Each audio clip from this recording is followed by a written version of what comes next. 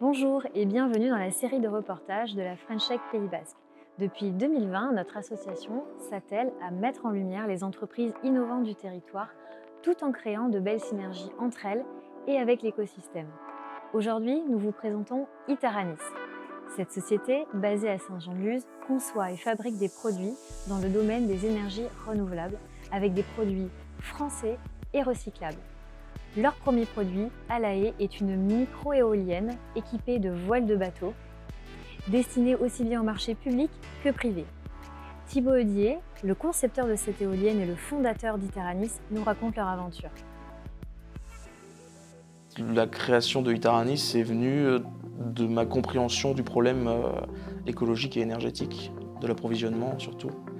Et donc j'ai essayé de voir les implications. Et plus je recherchais dans ce domaine-là, et plus je me suis rendu compte que c'était incontournable. Et donc c'était nécessaire de faire quelque chose. Et j'ai voulu apporter ma pierre à l'édifice. L'idée de l'éolienne à la haie, c'est toujours pareil, en faisant cas des structures techniques qu'on avait à disposition, aussi de la petite taille de la société à sa création et du peu de moyens qu'on avait. Donc il fallait choisir un projet parmi tous ceux qu'on avait. Et l'éolienne, c'était la plus simple à mettre au point, et, ce qui aurait été la plus rapide, et y compris ce qui est le moins développé en France. Là, le gros intérêt de l'éolienne, c'est que c'est complémentaire au photovoltaïque. À savoir que l'éolienne produit 3 fois plus en hiver qu'en été. Le photovoltaïque, c'est l'inverse, il produit 3 fois plus en été qu'en hiver. Alors pour décrire rapidement l'éolienne à la haie, voici une maquette, petite échelle bien sûr. Donc il faut savoir que c'est des voiles de bateau qui fonctionnent. L'intérêt, c'est de limiter au maximum le poids. Donc en fait, on se retrouve à être quasiment 10 fois plus faible en poids que nos concurrents directs. Et donc pour un toit de maison, donc nous on a conçu pour les toits de maison, donc on ne dépasse pas les 80 kg. Et à savoir que c'est quand même une très grande éolienne par rapport à ce qui se fait pour le particulier. Donc on a 3 mètres de hauteur pour 3 mètres de diamètre.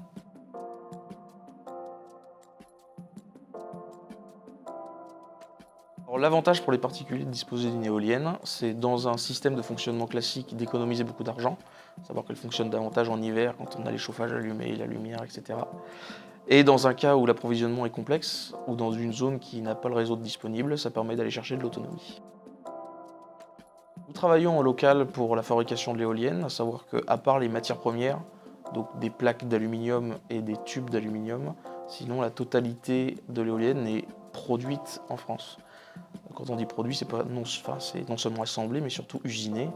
Les machines sont en interne chez nous, dans nos ateliers à Saint-Jean-de-Luz. Et donc tout ce qui est production de la matière est fait chez nous.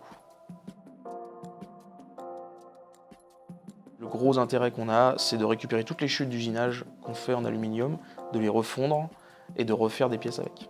Donc en fait, on a très peu de pertes dans la société.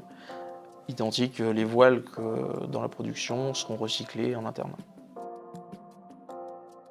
Grâce à la levée de fonds qu'on vient de faire, on sera capable de lancer 2 autres projets qui seront concomitants avec l'éolienne, c'est-à-dire un système de production solaire qui ne fonctionnera pas avec des métaux rares, mais par concentration. Donc on fait réfléchir les rayons du soleil jusqu'à atteindre un point chaud et on fait tourner un générateur avec ça.